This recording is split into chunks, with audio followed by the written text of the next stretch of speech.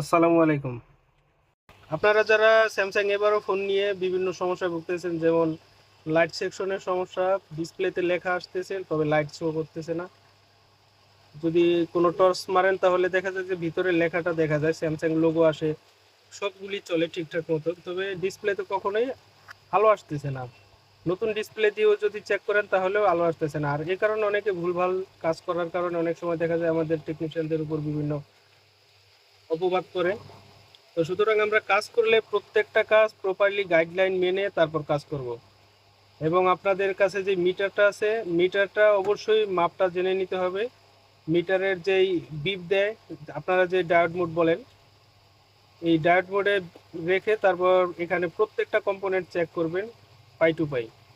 Check করলে দেখা যাবে কি কিছু যদি কোনো কম্পোনেন্ট শর্ট থাকে তো শর্ট ক্যাপাসিটর অথবা ডায়োড থাকতে পারে, অথবা আইসি থাকতে পারে, যেটাই হোক শর্টটা রিমুভ করবেন খুব স্মুথলি। এবং এখানে খুব সতর্কভাবে যদি হট গান প্রয়োগ করতে হয় তবে সতর্কভাবে প্রয়োগ করতে হবে, কেননা পাশে সিপিইউ আইসিটা, সিপিইউ আইসিতে যেন কোনোভাবেই হিট প্রয়োগ না লাগে। যদি হিটটা লাগে তাহলে আপনি 200 টাকা লাভ করতে যেয়ে আপনার 2000 টাকা জরিমানা পড়তে হতে পারে।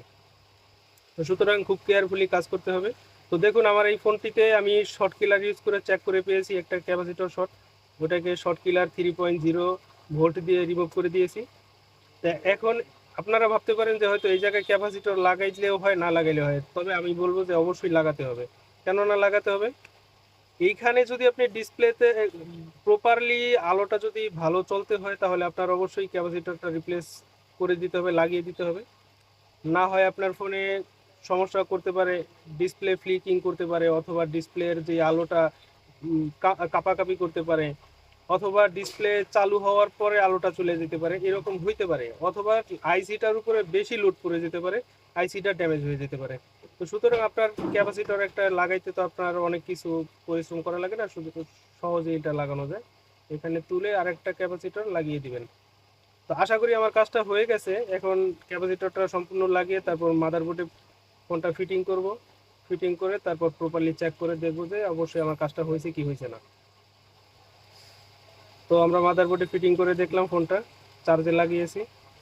তো দেখুন চার্জিং লোগো আসছে, সাথে আলো আসছে। তো আজ ভিডিও এই পর্যন্তই। তো আমাদের ট্রেনিং সেন্টার চালু হয়ে গেছে, এখানে যারা বেসিক থেকে অ্যাডভান্সের কোর্সগুলো নিতে চান তো হোয়াটসঅ্যাপে নাম্বারে যোগাযোগ করতে পারেন।